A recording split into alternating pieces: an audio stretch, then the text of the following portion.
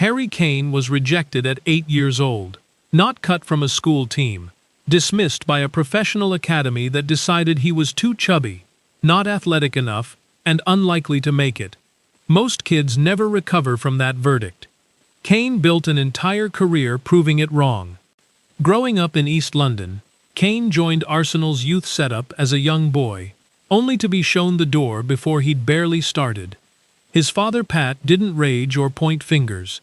He walked his son to the park behind their house, put an arm around him, and said something simple.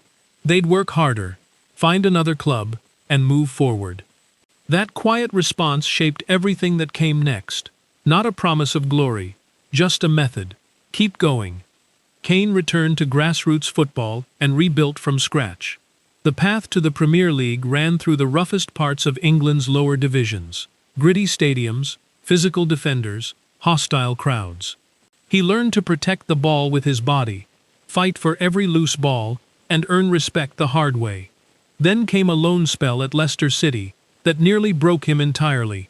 Barely getting minutes, isolated in an unfamiliar city, he called his father and admitted he wanted to quit.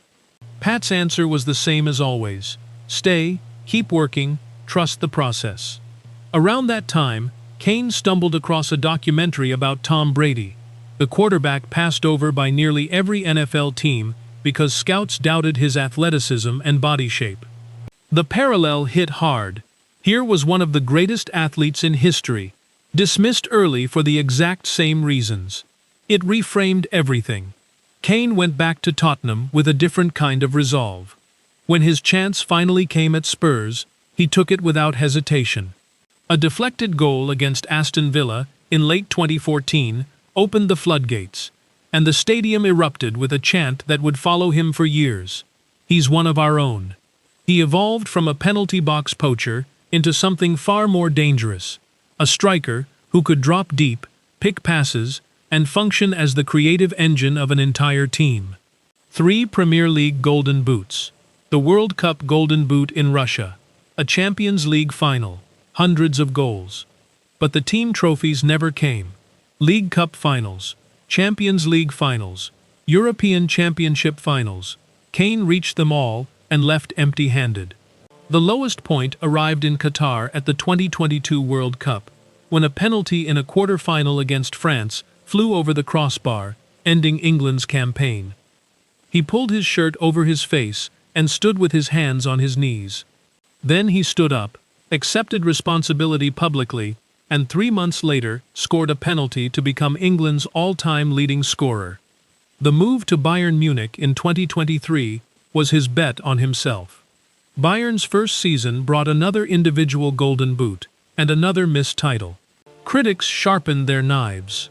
He kept working. In May 2025, Bayern were confirmed Bundesliga champions. Kane finally lifted a major trophy. Then, in the 2025-26 season, he scored 61 goals in 51 appearances, the most productive campaign of his career. In the DFB Cup final in Berlin, he scored a hat-trick, including a penalty in stoppage time, to seal the double. The boy who had once missed a penalty on the world stage converted one to win a cup final. At the 2026 World Cup, England reached the semi-finals before losing to Argentina.